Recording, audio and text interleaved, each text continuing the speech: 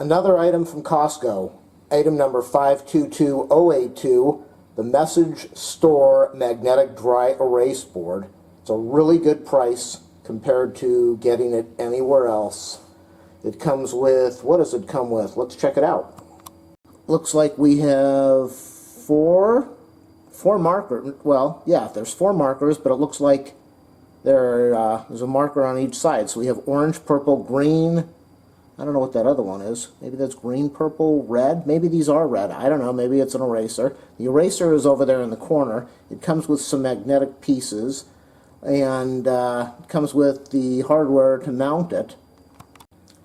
And I've been thinking of picking up one of these for a long time, but the price is ridiculous. I think I bought this for about $29, and if you go to the store, most of these things online or in the store go from $59 to $79 for a good quality one.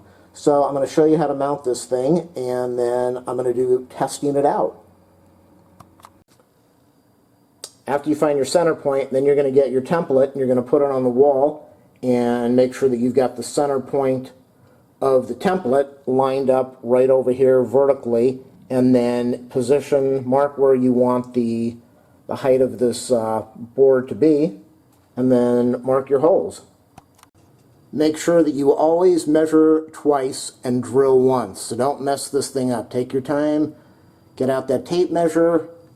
The center point for the template is over here. I'm not going to cut it out of the paper because I really don't need to. I want it mounted somewhere around this height of the wall, so that's where the line is. I've got my template taped to the wall. I used a level and lined it up on the line to make sure that the bubble showed that it was close enough. Doesn't really look like it right now, but I will double check that again before I do my drilling to make sure everything's level. And then I will mark the holes, remove the template, and start doing the drilling. Everything is level, so I'm going to be using my awl, A-W-L, little punch thing. I'm going to put it right on the center point, the crosshairs of each one of these.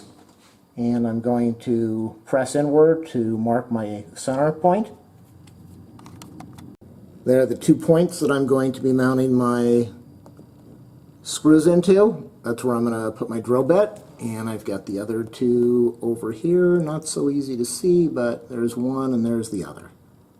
So now you want to get your 1/4-inch drill bit, or if you want to go a little bit smaller, that's fine too. Just enough so that you can get the anchor inside the hole.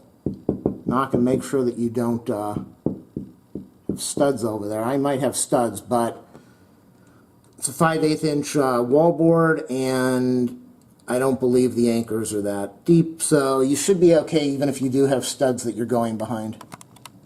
If you don't have a drill, you can punch the hole in there. It just needs to be a small hole. I'm using a hand drill, an old-style hand drill, because I don't have my power drill with me right now. This is the hardware that it comes with: 4 anchors, 4 screws, 2 clips, and now it's time to put the anchors into the holes in the wall. You want to push them in, but you don't want to pound them in with a hammer so hard that you damage them. There are my holes, and I went 1 size less than 1/4. You can see I drilled on an angle a little bit, which shouldn't be a big deal. And this one is much straighter, and it's going to go in easier. At that, I'm going to go get the drill and open it up just a fraction, and these also look like I did these on an angle. Get a hammer and lightly tap these in.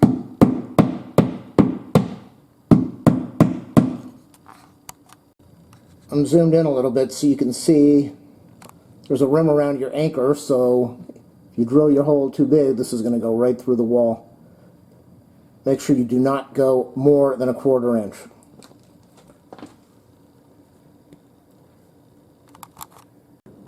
You will mount this with the 2 screws. You want the flat piece flat against the wall, the L-shaped away from the wall but facing upward. Let me show you the other one.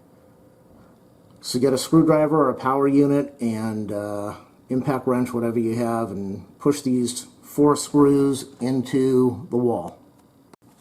Tighten the screws down, but do not over tighten. Make sure that you keep this bracket straight as you're turning the screws in. Looks like mine's on an angle a little bit. It might be. This one looks straight. This one definitely looks like it's off. But I should be okay.